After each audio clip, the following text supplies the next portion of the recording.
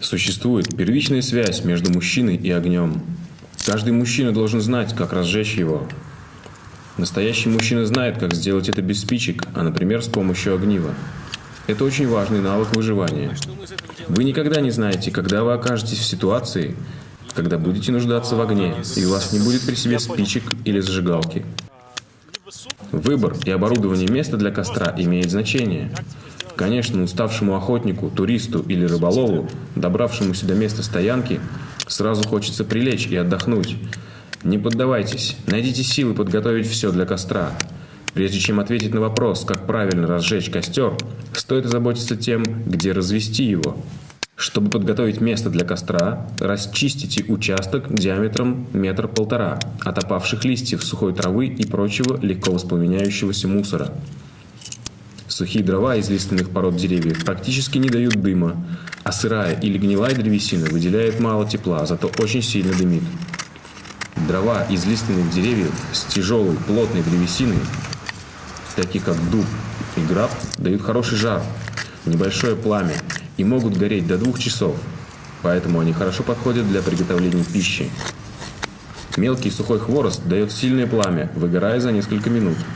Хвойный сухостой хорошо горит и образует много углей, но и много дыма и разбрасывает большое количество искр. Свежий лапник хвойных деревьев, траву и зеленые листья следует использовать лишь для сигнальных костров. Существует много вариантов типов костров. В нашем видео мы расскажем, как разжечь костер-колодец с помощью ножа и огнива. Пионерские варианты костер-шалаш и костер-колодец знакомы всем с детства. Форма разная, суть одна. Дрова укладываются в виде домика или сруба. Внизу между поленьями помещается растопка. Назначение такого типа костра, кроме того, что на нем очень удобно готовить пищу, еще и освещение в ночное время. При разжигании костра с помощью ножа и огнива температуры и количества искр хватает, чтобы разжечь растопку. Обратите внимание, не труд, а растопку. Например, как в нашем случае, это береста, предварительно пошарканная ножом.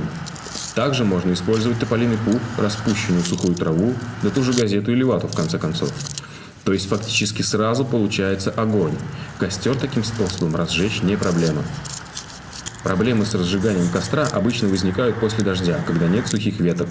Попробуйте все же поискать сухостой, старые, уже высохшие деревья, которые еще не успели упасть на землю.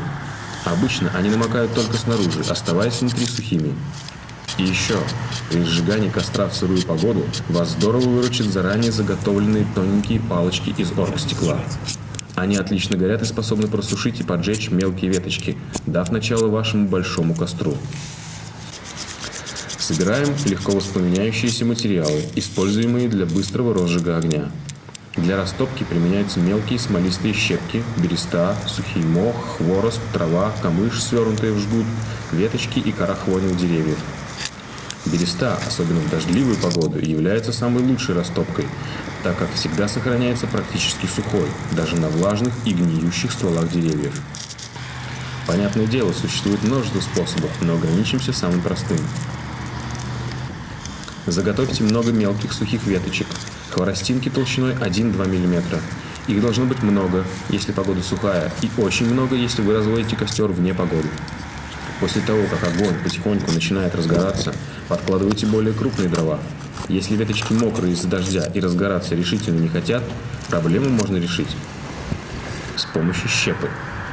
Дело в том, что крупные сухие дрова даже в сырую погоду намокают только снаружи и в середине своей содержат сухую, приятную на ощупь сердцевину.